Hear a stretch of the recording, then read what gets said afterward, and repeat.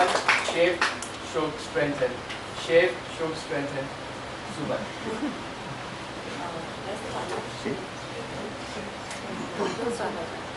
I want to do a quick voice check. 1, 2, 3. Can everybody hear me?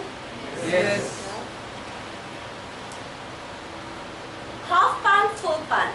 The book by Anand Saspi reminds me of my own childhood in the sleepy era of 1980s in Bangalore. Life was simple and there were few worries. We lived in a big house and played with kids on the street outside. Entertainment options were limited to Chitrahar on Wednesdays and Giant Robot on Thursdays.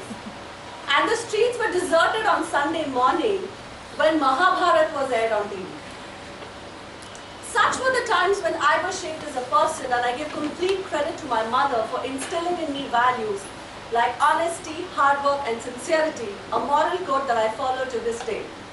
Those were some of the best years of my life. But little did I know that my life was about to take a 360-degree turn. After I finished my class 10, we moved to the capital city of India, Delhi. Boy, was it a cultural shock. The first thing to hit us was the sweltering heat of July. Next came the nosy neighbors who peered past us to assess what we had brought with us. Getting adjusted in my new school with my new friends was an uphill task. My self-esteem fell low, my grades lowered.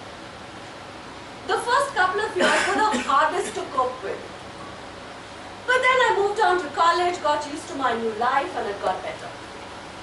And by the time I had to choose my career, I was sure it had to do something to do with language and with people.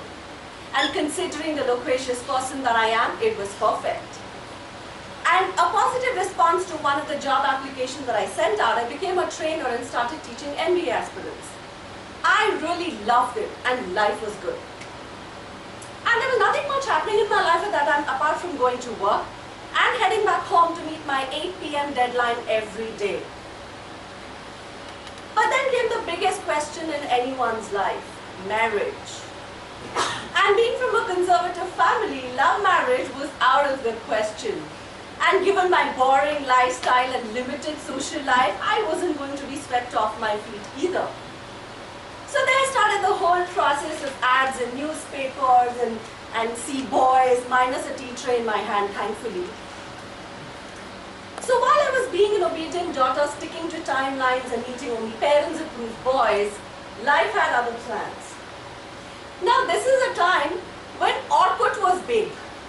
And online dating as we know it did not exist. But just to increase my chances of meeting my Prince Charming, I went online and set up a profile on a friendship site. And the results were very discouraging in the beginning.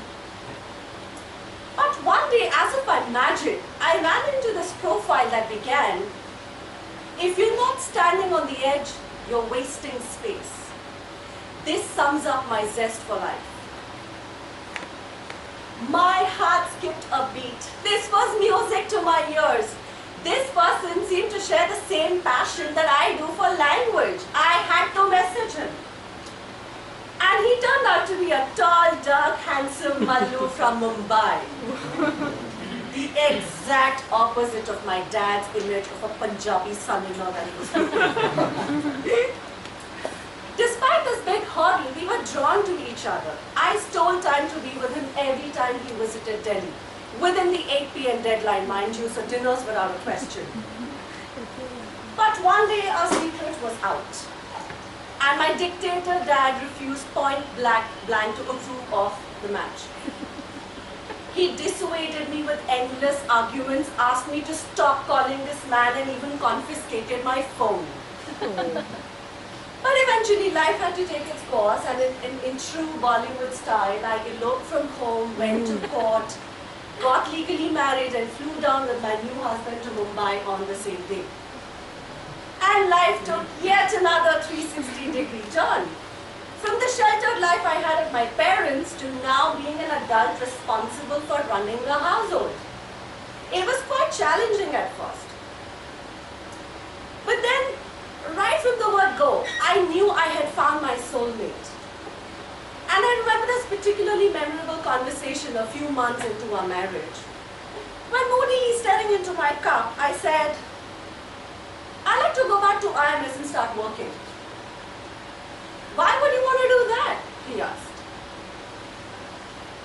Because that's what I've done so far, I shrugged. But why do you want to go back to a 9-to-5 job? You can do anything that you want to do. What do you want to do? What do I want to do? I didn't know the answer because no one had ever asked me this question before. But on introspection, I realized that I had enjoyed every minute of my training career so far, and I really wanted to take it ahead in real life skills.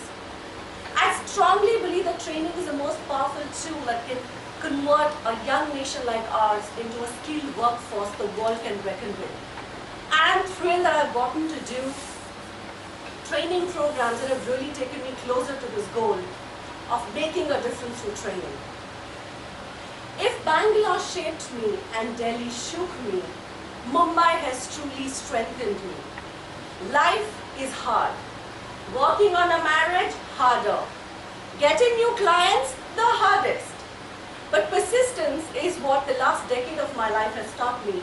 And I'm so looking forward to what the pages of my life have in store for me in the future.